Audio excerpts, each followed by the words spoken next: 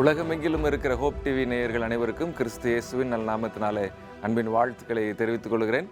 விசேஷமான இந்த தீர்க்க தரிசன வகுப்பு study in the book of Daniel என்கிற இந்த அருமையான ஆராய்ச்சி வேலைக்குள்ளாக நான் உங்களை அன்போடு வரவேற்கிறேன்.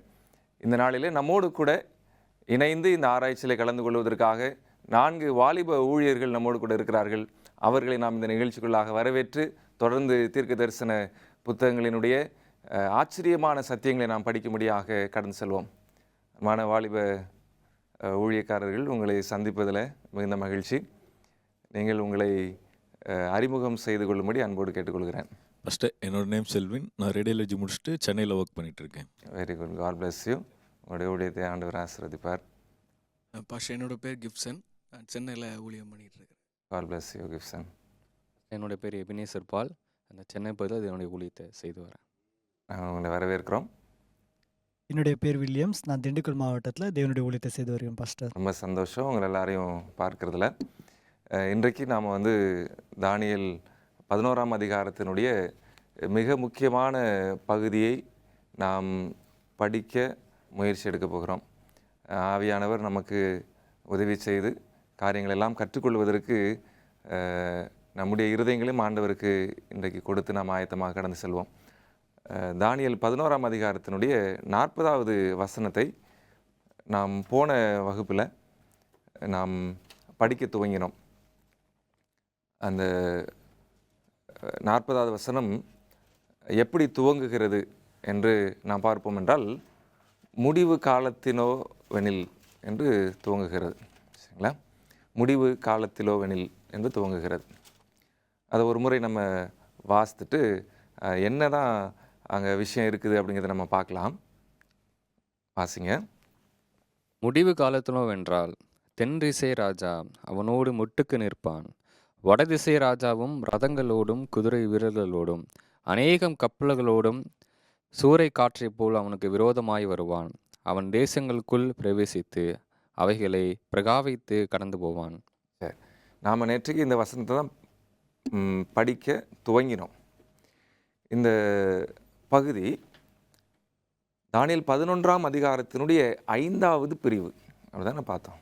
தானியேல் 11ஆம் அதிகாரத்தினுடைய 5வது பிரிவு.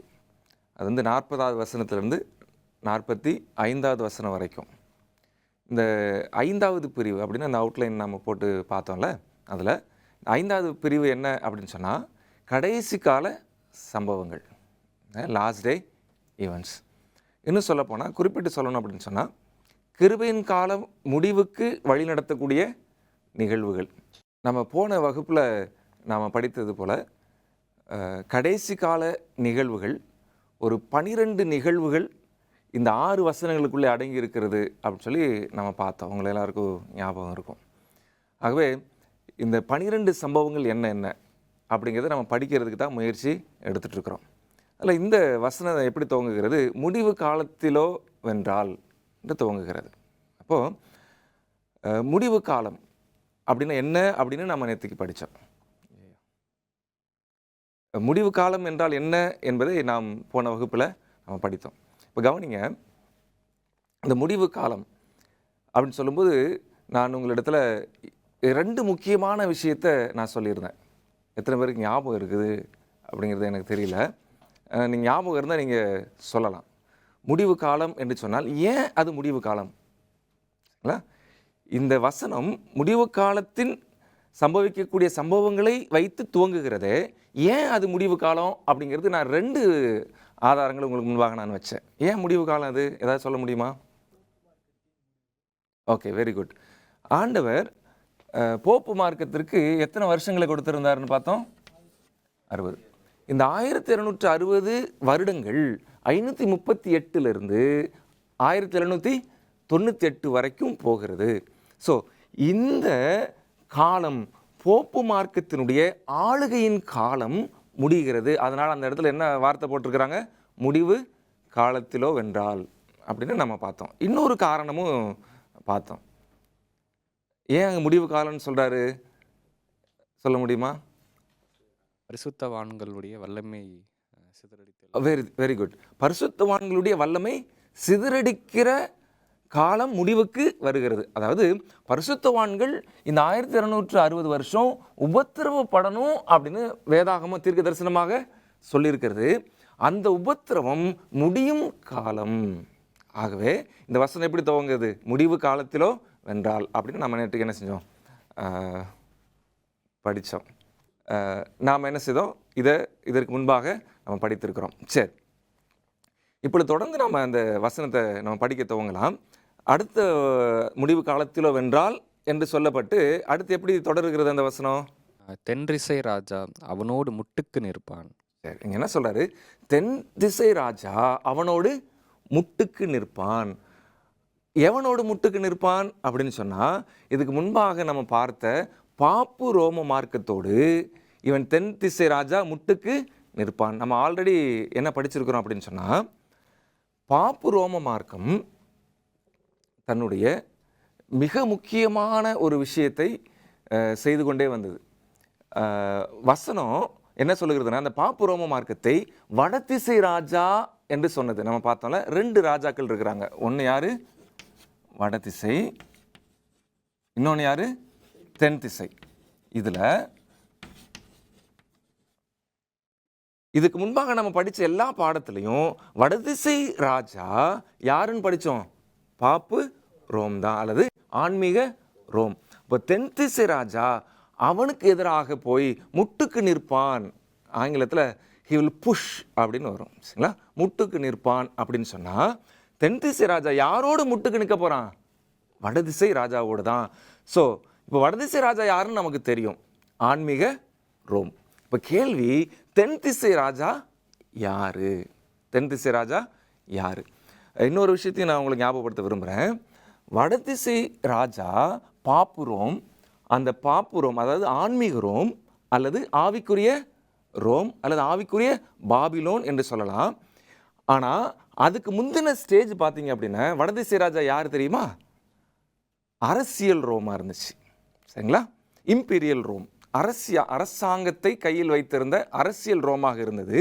ஆனால் ஒரு குறிப்பிட்ட காலத்தில் அரசியல் ரோம் வடதேசம் என்று அழைக்கப்பட்டிருந்தது.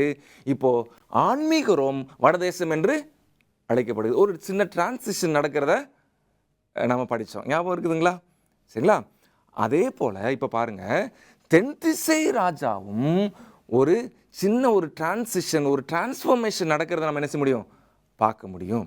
சரிங்களா? இப்போ நம்ம என்ன பார்க்க போகிறோன்னா, இந்த தென் திசை ராஜா யார்? வடதிசை ராஜா யாருன்னு தெரிஞ்சிருச்சு.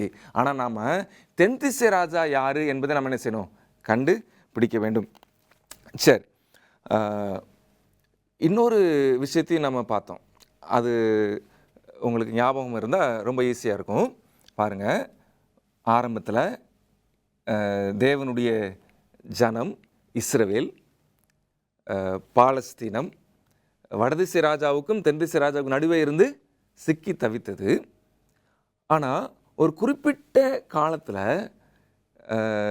இந்த தேவனுடைய ஜனமாகிய இஸ்ரவேல் ஜனம், லிட்ரல் இஸ்ரேல், உண்மையான இஸ்ரவேலர்கள், அவர்களை பற்றி சொன்ன வசனம் அப்படியே இந்த தீர்க்கதரிசனத்தை படிச்சுட்டே வரும்போது அதுவும் லிட்ரல் இஸ்ரேலிருந்து ஸ்பிரிச்சுவல் இஸ்ரேலுக்கு மாறி இருந்தது. அதை நம்ம படித்தோம். ஞாபகம் இருக்குதுங்களா உங்களுக்கு? அதாவது எல்லாமே வடதிசை ராஜாவும் லிட்ரல்லேருந்து ஸ்பிரிச்சுவல் மீனிங்க்கு போகுது. அதே மாதிரி லிட்ரல் இஸ்ரேலும் லிட்ரல்லேருந்து ஸ்பிரிச்சுவலுக்கு போகுது. அப்போது தென் திசை ராஜாவும் லிட்ரல்லேருந்து ஸ்பிரிச்சுவலுக்கு போகணும். விஷயம் புரியுதுங்களா?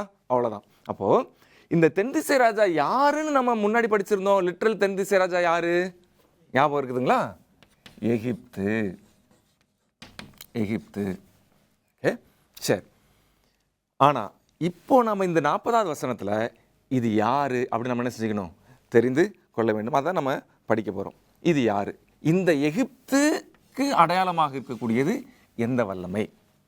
ஸ்பிரிச்சுவல் ஈஜிப்ட் எது அப்படிங்கிறத நம்ம பார்க்கலாம். தானியேல் 11ஆம் அதிகாரம் 29வது வசனத்தை நம்ம ஆல்ரெடி வாசித்தோம். இப்போ ஒரு தடவை வாசிப்போம், உறுதிப்படுத்திக்கிறதுக்காக.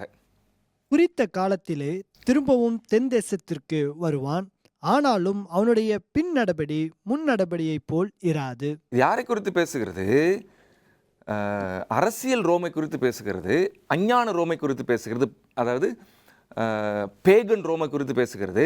அவனுடைய பின் நடபடி முன் நடபடியிலும் வித்தியாசமாக இருக்கும், வேற மாதிரி அவன் வருவான். ஸோ அப்படிதான் அவன் என்ன செஞ்சான், வேறு ஒரு தோற்றத்தை எடுத்துக்கொண்டு வந்தான். ஸோ ஸ்பிரிச்சுவல் தோற்றத்தை அவன் எடுத்துக்கொண்டான் அப்படிங்கிறத நம்ம என்ன செஞ்சோம், உறுதிப்படுத்திக்கிறதுக்காக நம்ம அந்த வசனத்தை வாசித்தோம். சரி, இப்போ ரொம்ப ஒரு முக்கியமான ஒரு தீர்க்க தரிசனத்தை நம்ம படிக்க போகிறோம். ஆனால் எங்கே இருந்துன்னா வெளிப்படுத்தின விசேஷத்துலேருந்து படிக்க போகிறோம். வெளிப்படுத்தின விசேஷம் 11ஆம் அதிகாரத்தை எடுத்து வச்சுக்கோங்க. நம்ம 2வது வசனத்திலேருந்து 8வது வசனம் வரைக்கும் பார்க்க போகிறோம். நிறுத்தி நம்ம பொறுமையாகவே வாசிக்கலாம். சரிங்களா? வெளிப்படுத்தல் 11ஆம் அதிகாரம் 2வது வசனத்திலிருந்து என்ன முயற்சி எடுத்துகிட்டு இருக்கிறோம்? இப்போ என்ன கண்டுபிடிக்க போகிறோம்? தென் திசை ராஜா யாரு? சரிங்களா? ஆனால் ஆக்சுவல் தென் திசை ராஜா யாரு நமக்கு தெரியும், லிட்ரல் தெரியும். இப்போ ஸ்பிரிச்சுவல் மீனிங் யாரை குறிக்குது அப்படிங்கிறத நம்ம பார்க்க போகிறோம். வெளிப்படுத்தல் 11:2 வாசிங்க. ஆலயத்திற்கு புறம்பே இருக்கிற பிரகாரம் புறஜாதியாருக்கு கொடுக்கப்பட்டபடியால் அதை அளவாமல் புறம்பாக்கி போடு. பரிசுத்த நகரத்தை அவர்கள் 42 மாதமளவும் மிதிப்பார்கள். என்னுடைய 2 சாட்சிகளும் 2 வஸ்திரம் கொண்டிருக்கிறவர்களாய் 1110 நாளளவும் தீர்க்க தரிசனம் சொல்லும்படி அவர்களுக்கு அதிகாரம் கொடுப்பேன். சரி, 2வது வசனமும் 3வது வசனமும் நம்ம வாசிக்க கேட்டோம். இங்கே என்ன வாசிக்கிறோம் அப்படின்னு சொன்னால், ஒரு கால அளவு கொடுத்துருக்கிறார். என்ன கால அளவு அந்த வசனத்தை பார்க்குறீங்க? என்ன கால அளவு இருக்குது அங்கே? என்ன கால அளவு குறித்து பேசுகிறாரு? 2 முறை பேசுகிறார். சரிங்களா? 2 முறை பேசுகிறாரு. 2 முறை 2 கால அளவு கொடுக்குறாரு. பாருங்களேன். முதல்ல எதையோ மிதிப்பாங்களாமே, அதை எத்தனை மாதம் மிதிப்பாங்களாம்? 42 மாதம் 42 மாதம் எதை மிதிப்பாங்களாம்? பரிசுத்த நகரத்தை மிதிப்பாங்க. பரிசுத்த நகரம்னு என்னது? தேவனுடைய ஜனம்னு சொல்லலாம். பரிசுத்த நகரத்தில் தேவனுடைய ஆலயம் இருக்கிறது. அப்போ தேவனுடைய ஆலயத்தை மிதிப்பார்கள் அப்படின்னு சொல்லலாம். சரிங்களா? 42 மாதம். அடுத்து என்ன சொல்றாரு பாருங்க. அடுத்த வசனத்தில் அவர் சொல்றாரு, என்னுடைய 2 சாட்சிகளும் 2 வஸ்திரம் தரித்து கொண்டு 1260 நாளளவும் தீர்க்க தரிசனம் சொல்லுவார்கள். பாருங்க, அடுத்த வசனம் என்ன சொல்லுது? 1260 நாள் வரைக்கும் 2 சாட்சிகள் என்ன செய்வாங்க? தீர்க்க தரிசனம் சொல்லுவாங்க. 2 சாட்சிகள். நல்லா கவனிச்சுட்டே வரணும். ஒன்று, யாரோ ஒரு குரூப்பு, யாரோ ஒருத்தவங்க, ஏதோ ஒரு சிஸ்டம் 42 மாதம் பரிசுத்த நகரத்தை என்ன செய்கிறது? மிதிக்கிறது. அது பரிசுத்த ஆலயத்தை மிதிக்கிறது, அதில் இருக்கக்கூடிய பரிசுத்த ஜனத்தை மிதிக்கிறது. அடுத்த வசனம் சொல்லுது, அந்த 42 மாதத்தில் ஒன்றும் இல்லை. இந்த 42 மாதம் என்ன? ஒரு மாதத்தில் எத்தனை நாட்கள் இருக்கிறது? 30 நாட்கள். வேதத்தின் அடிப்படையில் 30 நாட்கள். 42 மாதத்தில் எத்தனை நாட்கள் இருக்குது தெரியுமா? 1260 நாட்கள். அதை தான் சொல்கிறாரு. இந்த 42 மாதமும் 1260 நாளும் ஒன்று தான். ஸோ இவங்க மிதிச்சுக்கிட்டு இருக்கும்போது 1260 நாட்கள் 2 சாட்சிகள், கர்த்தருடைய 2 சாட்சிகள் என்ன செய்வாங்களாம்? சாட்சி கொடுத்துக்கிட்டு இருப்பாங்க. விஷயம் புரியுதுங்களா? ஸோ ஒரு பக்கம் ஒருத்தன் மிதிக்கிறான், இன்னொரு பக்கம் 2 சாட்சிகள் சாட்சி கொடுக்குறாங்க. இதை நிறைய பேர் என்ன சொல்லுவாங்க அப்படின்னு சொன்னால், இந்த 2 சாட்சிகள் இனிமே தான் வரப்போகிறாங்க. அவங்க யார்? எலியாவும் மோசேயும் அப்படின்னு சொல்கிற கிறிஸ்தவ மார்க்கங்கள் இருக்கிறது. ஆனால் இந்த அடிப்படையில் பார்த்தோன்னு சொன்னால், எக்ஸாக்டாக கடைசி காலத்தில் அவங்க வரப்போகிறத குறித்து பேசலை, ஆல்ரெடி முடிந்த ஒரு தீர்க்க தரிசன காலத்தை குறித்து பேசுகிறது. ஸோ இனிமேல் வரப்போகிற எலியா மோசே அவங்க கிடையாது. ஆல்ரெடி இந்த 1260 வருஷங்கள் யார் சாட்சி கொடுத்தா அப்படிங்கிறத நம்ம புரிஞ்சிக்கலாம். யார் சாட்சி கொடுத்தான்னு பார்க்கலாம். மத்தேயு 24ஆம் அதிகாரம் 14வது வசனத்தை வாசிங்க. மத்தேயு 24:14. ராஜ்யத்தினுடைய இந்த சுவிசேஷம் பூலோகம் எங்கும் உள்ள சகல ஜாதிகளுக்கும் சாட்சியாக பிரசங்கிக்கப்படும். அப்போது முடிவு வரும்.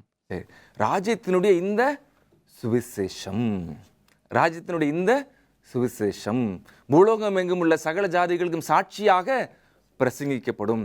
அப்போ சுவிசேஷம் சாட்சியாக பிரசங்கிக்கப்படுகிறது. இங்கே 2 சாட்சிகள் அவங்க என்ன செய்றாங்க? பிரசங்கம் பண்றாங்க. இப்போ இந்த 2 சாட்சிகள் யாரு? சுவிசேஷம் சாட்சியாக பிரசங்கிக்கப்படும் என்று சொல்லப்படுகிறதே, அந்த சுவிசேஷம் எது? யோவான் 5ஆம் அதிகாரம். யோவான் 5ஆம் அதிகாரத்துக்கு வாங்க. 39வது வசனத்தை வாசிங்க. யோவான் 5:39. சாட்சி கொடுப்பது எது? சுவிசேஷத்துக்கு குறித்து சாட்சி கொடுப்பது எது? அங்க பாருங்க. 5:39. கிட்டத்தட்ட எல்லாருக்கும் மனப்பாடமா தெரிஞ்ச ஒரு வசனம் தான். வேத வாக்கியங்களை ஆராய்ந்து பாருங்கள், அவைகளால் உங்களுக்கு நித்திய ஜீவன் உண்டென்று எண்ணுகிறீர்களே, என்னை குறித்து சாட்சி கொடுக்கிறவைகளும் அவைகளே. நல்லா கவனிச்சுக்கோங்க.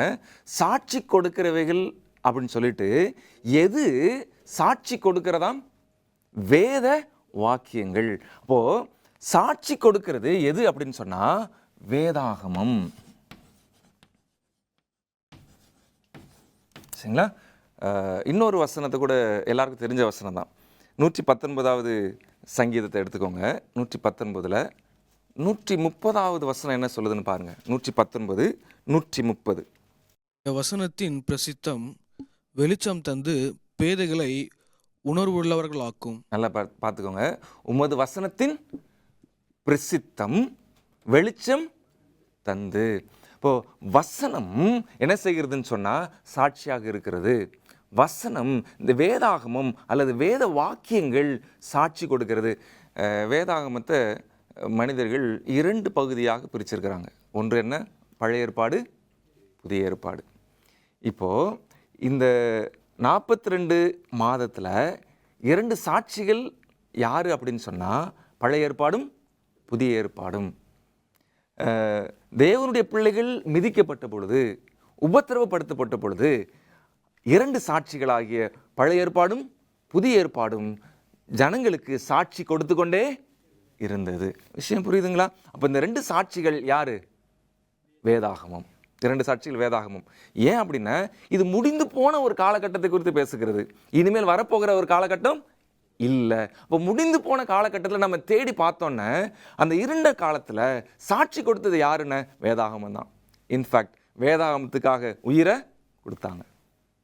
வேதாகமம் தான் அவங்களுடைய வாழ்க்கையின் மிக முக்கிய அங்கமாக அநேக தேவ பிள்ளைகளுக்கு இருந்தது. வேதாகமத்தின் விசுவாசத்தை அவர்கள் காத்து கொண்டார்கள். இதுதான் நம்ம புரிந்து கொள்ள வேண்டும். சரிங்களா? இப்போ பாருங்க. ஆனால் இந்த வசனம் வெளிப்படுத்தல் 11ல் 2-3 வாசித்தோம். 4-5 என்ன சொல்லுதுன்னு பாருங்க. பூலோகத்தின் ஆண்டவருக்கு முன்பாக நிற்கிற 2 ஒலிவ மரங்களும் 2 விளக்கு தண்டுகளும் இவர்களே. ஒருவன் அவர்களை சேதப்படுத்த மனதாயிருந்தால் அவர்களுடைய வாயிலிருந்து அக்கினி புறப்பட்டு அவர்களுடைய சத்துருக்களை பட்சிக்கும். அவர்களை சேதப்படுத்த மனதாயிருக்கிறவன் எவனோ அவன் அப்படியே கொல்லப்பட வேண்டும். பாருங்க, இந்த சாட்சிகளை நம்ம யாருன்னு பார்த்தோம், வேதாகம்னு பார்த்துட்டோம். ஆனால் அதே நேரத்தில் இந்த சாட்சிகளை குறித்து இன்னொரு ஒரு சிம்பாலிக்காக ஒரு விஷயத்த சொல்கிறாரு. அவைகள் 2 விளக்கு தண்டுகள். வேதாகமம் தான் என் பாதைக்கு வெளிச்சம், அது தீபம். இந்த விளக்கு தண்டுகள் யார் தான்? வேத வாக்கியங்கள் தான். ஸோ இந்த 2 சாட்சிகள் வேத வாக்கியங்கள். அவர்கள் இந்த 1260 வருஷமும் சாட்சி கொடுத்து கொண்டே வருகிறத நம்ம பார்க்க முடியும். அடுத்த வசனத்தை நம்ம வாசிக்கலாம். 6வது வசனத்தை 7வது வசனத்தையும் நம்ம வாசிக்கலாம். அவர்கள் தீர்க்க தரிசனம் சொல்லி வருகிற நாட்களிலே மழை பெய்யாதபடிக்கு வானத்தை அடைக்க அவர்களுக்கு அதிகாரம் உண்டு. அவர்கள் தண்ணீர்களை இரத்தமாக மாற்றவும் தங்களுக்கு வேண்டும்போதெல்லாம் பூமியை சகலவித வாதைகளாலும் வாதிக்கவும் அவர்களுக்கு அதிகாரம் உண்டு. அவர்கள் தங்கள் சாட்சியை சொல்லி முடித்திருக்கும் போது பாதாளத்திலிருந்து இருக்கிற மிருகம் அவர்களோடு யுத்தம் பண்ணி அவர்களை ஜெயித்து அவர்களை கொன்று போடும். சரி, இப்போ நம்ம ஒரு விஷயத்தை புரிஞ்சுக்கிறோம். இந்த 2 சாட்சிகள் தீர்க்க தரிசனம் சொல்லிக்கிட்டே இருக்கிறாங்க. எத்தனை வருஷம்? 1260 வருஷம். அது எந்த காலம்? 538 1798 வரைக்கும் அவங்க சாட்சி சொல்லணும். அப்படி சொல்லிக்கிட்டு இருக்கும்போது இந்த காலம் சாட்சி சொல்லி முடிக்கிற காலத்தில், அதாவது 1798க்கு முன்னாடி, விஷயம் புரியுதுங்களா? இது சொல்லி முடிக்கிற காலத்தில் பாதாளத்திலிருந்து ஒரு மிருகம் என்ன செய்ததான் ஏறி வந்து 1798 இதுதான் இதனுடைய ஆட்சி காலம் முடியுது. அதே போல் சாட்சி சொல்லுகிற காலமும் அந்த வருஷத்தோட முடிவடைகிறது. அப்போது இங்கே என்ன வாசிக்கிறோம், அது சாட்சி சொல்லி முடிக்கிற பொழுது அப்படின்னா இந்த 1798 வருஷத்துக்கு முன்பாக பாதாளத்திலிருந்து ஒரு மிருகம் ஏறி வந்து இந்த 2 சாட்சிகளையும் கொன்று போட்டது. இந்த வசனம் அப்படி தானே வாசித்தோம். அந்த 2 சாட்சிகளையும் அது என்ன செய்தது, கொன்று போட்டது அப்படின்னு சொன்னால் இந்த 2 சாட்சிகள் யாரு, வேதாகமம். அப்போது இந்த ஏதோ ஒரு மிருகம் வருது, அந்த மிருகம் எதை அழிக்கும், வேதாகமத்தை அழிக்கும். அந்த மிருகம் யாரு அப்படிங்கிறத நம்ம புரிந்து கொள்ளலாம். எக்ஸாக்டா எந்த வருஷத்துக்கு முன்னாடி அது செய்யும், 1798 முன்பாக அது செய்தாக வேண்டும். 8வது வசனத்தை நம்ம வாசிக்கலாம். அது என்ன நடக்குதுன்னு பாருங்க. அவர்களுடைய உடல்கள் மகா நகரத்தின் விசாலமான வீதியிலே கிடக்கும். அந்த நகரம் சோதோம் என்றும் எகிப்து என்றும் ஞானார்த்தமாய் சொல்லப்படும். அதில் நம்முடைய கர்த்தரும் சிலுவையிலே அறையப்பட்டார். சரி, இந்த வசனங்களில் நம்ம தேவையானதை மட்டும் நம்ம எடுத்துக்குவோம். ஏன்னா நம்ம படிக்க வேண்டியது தானியேல்ல இருந்து படிக்க வேண்டியதாக இருக்கிறதுனால இதிலிருந்து தேவையானதை மட்டும் நம்ம எடுத்துக்குவோம். இங்கே என்ன வாசிக்கிறோம் அந்த வசனத்தில், அவர்கள் சாட்சி சொல்லி முடிக்கிற பொழுது எத்தனை வருஷம் அங்கே ஏதாவது நாட்கள் போட்டிருக்குதா? அந்த வசனத்தை திரும்ப வாசிங்க பார்க்கலாம். 8 அவர்களுடைய உடல்கள் மகா நகரத்தின் விசாலமான வீதியிலே கிடக்கும். அந்த நகரம் சோதோம் என்றும் எகிப்து என்றும் ஞானார்த்தமாய் சொல்லப்படும். பாருங்க, அதனுடைய உடல்கள் அங்க எங்க கிடக்குமா, நகரத்துல கிடக்கும். அந்த நகரத்துக்கு என்ன பேர் வைக்கிறாரு, சோதோம் என்றும் எகிப்து என்றும் பெயர் வைக்கிறாரு. ஆனா உண்மையான எகிப்தா இல்ல, ஞான அர்த்தமான ஒரு பெயர். அது உண்மையான நகரமா, உண்மையான எகிப்து என்கிற ஒரு பட்டணமா, அல்லது எகிப்து என்ற தேசமா? இல்ல, ஞான அர்த்தமாய் சோதோமை போலவும் ஞான அர்த்தமாய் எகிப்தை போலவும் அது இருக்கும். இப்போ வேதாகமத்தை 1798 முன்னாடி எந்த மிருகம் அழித்தது அப்படிங்கிறத நம்ம கண்டுபிடிக்கிறோம். அது கிட்டத்தட்ட ஒரு 3 வருஷம், அங்கே வந்து 3 நாள் என்று இருக்கும். 3 நாள் வரைக்கும் அந்த உடல்கள் எங்கே இருந்துச்சான், பட்டணத்தில் செத்த நிலைமையில் இருந்துச்சான். 3 வருஷம். 1793 ஞாபகம் வச்சுக்கோங்க. 1793 வருஷத்தில் நவம்பர் 26ஆம் தேதி, இது ஒரு டேட், நவம்பர் 26ஆம் தேதி ஒரு நாடு ஒரு சட்டத்தை பிறப்பிக்கிறது. என்ன சட்டம்னா, யாரும் இனி வேதாகமும் வாசிக்கக்கூடாது. There is no God. இது யார் போடுறா அப்படின்னு சொன்னால் பிரான்ஸ் போடுது. யார் போடுறா, பிரான்ஸ். பிரான்ஸ் ஒரு மிக முக்கியமான ஒரு சட்டத்தை போடுது. வேதாகமத்தை இனி யாரும் படிக்கக்கூடாது, வாசிக்கக்கூடாது. இது கிட்டத்தட்ட 1797 வரைக்கும், 1797 வரைக்கும் இந்த சட்டம் இருந்தது.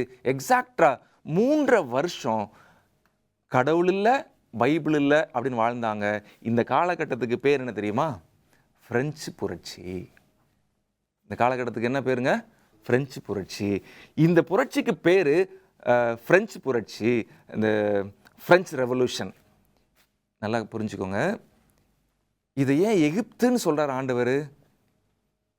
அதை யாத்திராகமம் 5ஆம் அதிகாரம் 2வது வசனத்தில் நீங்கள் வாசித்தீங்கன்னா மோசே சொல்லுவார், நாங்கள் கர்த்தருக்கு ஆராதனை செய்ய வேண்டும், எங்கள் ஜனங்களை போக விடு. அப்போது பார்வோன் சொல்லுவார், நான் உன் ஜனங்களை போக விடுகிறதற்கு கர்த்தர் யார் அப்படின்னு ஒரு கேள்வி கேட்குறான்.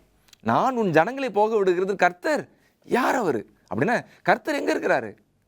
அந்த கேள்வியை இப்போ யார் கேட்குறா, பிரான்ஸ் கேட்குது. அப்போது நல்லா புரிஞ்சுக்கோங்க, நம்ம தென் திசை ராஜா யாருன்னா எகிப்து. அதே எகிப்தின் கேள்வியை பிரான்ஸ் தேசம் கேட்குது. கர்த்தர் யாரு? கர்த்தரே இல்லை. தென் திசை ராஜா யார் தெரியுமா இந்த இடத்துல? பிரான்ஸ். ஸோ இப்போ நம்ம என்ன படிக்க முயற்சி எடுத்தோம்னு சொன்னால், யார் இந்த தென் திசை ராஜா? அந்த ராஜா என்ன செய்வான, அவன் எகிப்துக்கு ஒப்பாக இருப்பான். எகிப்து என்ன பண்ணுச்சு, கர்த்தர் யார் என்ற கேள்வி கேட்டுச்சு. அதே மாதிரி இந்த காலகட்டத்தில் எக்ஸாக்டா பிரான்ஸ் ஒரு கேள்வி கேட்குது, கர்த்தர் யார்? இப்போ தென் திசை ராஜா யார்? பிரான்ஸ். சரிங்களா? ஆகவே அடுத்த வகுப்பில் இந்த பிரான்ஸ் அல்லது இந்த தென் திசை ராஜா என்ன செய்ய போகிறான் அப்படிங்கிறத நம்ம என்ன செய்ய போகிறோம்? பார்க்க போகிறோம். அவளோடு நீங்கள் காத்துருங்க. அருமையான தேவனுடைய பிள்ளைகளை, நாம் தொடர்ந்து இந்த பிரான்ஸ் அல்லது இந்த பிரெஞ்சு புரட்சியின் காலம் எப்படி இருந்தது என்பதை நாம் படிக்கத்தக்கதாக இருக்கிறோம். அடுத்த வகுப்பில் நாம் அதை படிக்கலாம். அது வரைக்கும் காத்திருங்கள். கர்த்தர் உங்களோடும் எங்களோடும் இருப்பாராக. ஆமென்.